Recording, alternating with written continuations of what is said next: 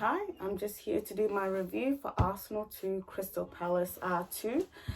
I think the first a good 10 to 15 minutes or 20 minutes of the game, I think that it was just a delight. The intent, the pressure, winning the first and two phases of the ball, attacking as a unit. I think that everything connected from the back line, the midfield, and the attack in general.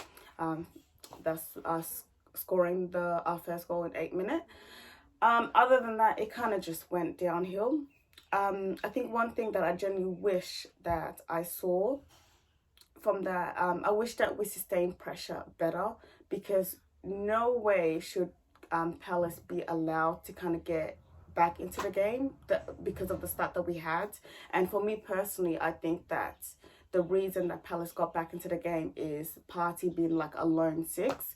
I think that he's just a mobile midfielder, as you see, but he can cover so much ground by himself and that type of thing. And then the other midfielders, the other attackers are not really helping him.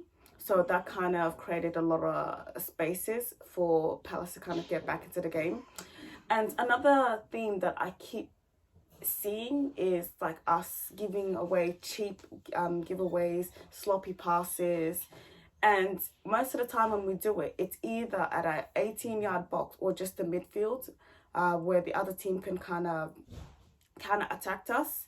And it's quite evident from this game, but as I said, it's just a theme that I've been seeing from Brighton, from the other games that kind of happened.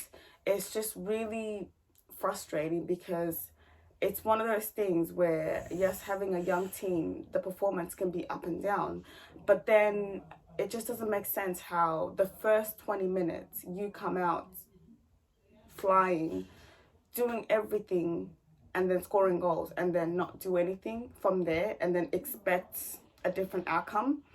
And for me personally, if we had the general attackers from our front line, like City, Paul, if they kind of come out the way we came out, I know, guarantee for a fact, there would be 2-3 nil up before halftime, to the point where they can afford to take the breaks off.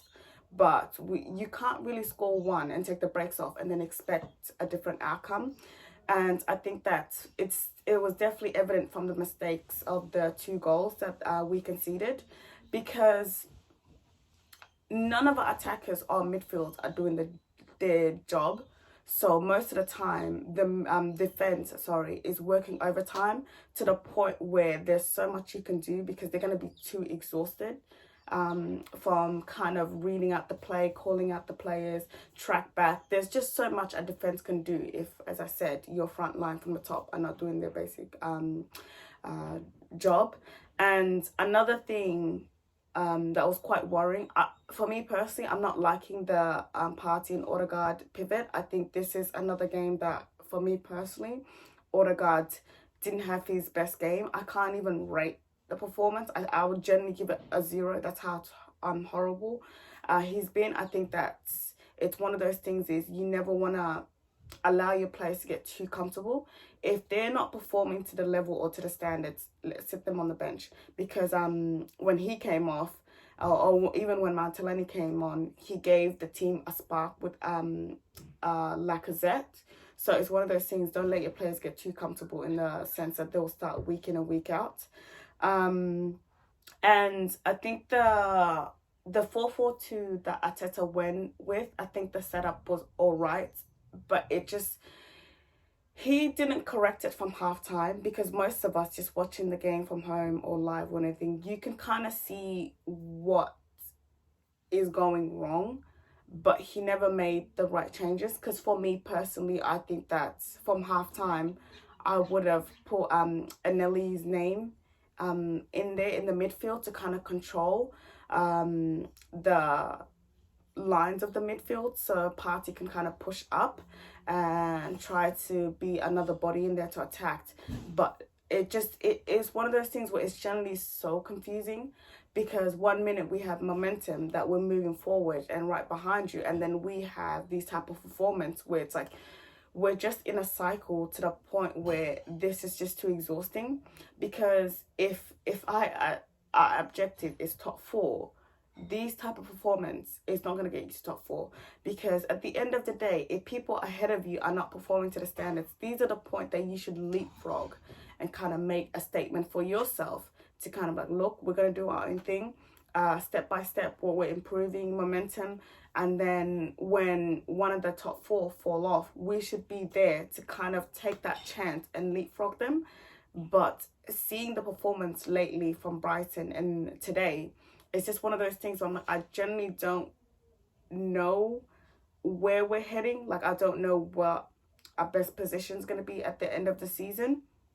But it's just worrying signs, because, as I said, there's just patterns that I've seen lately that it genuinely needs to improve from Arteta and the players themselves.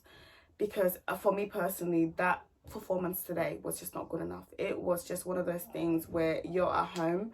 We need to make that our fortune, to the point where any team that comes to the Emirates, they should kind of be like, this is not going to be a comfortable win. We're going to put our ass off for that win, where you should kind of fear us. But most of the time, like 9 out of 10, most of the teams that we're playing, like, oh, it is what it is. Let's just do our thing, try to nip a win or a draw, and we keep it moving. There's not really a fear factor behind it anymore, but it kind of doesn't help when everything's just all over the place. Yeah, I hope that you enjoy my review. Thank you.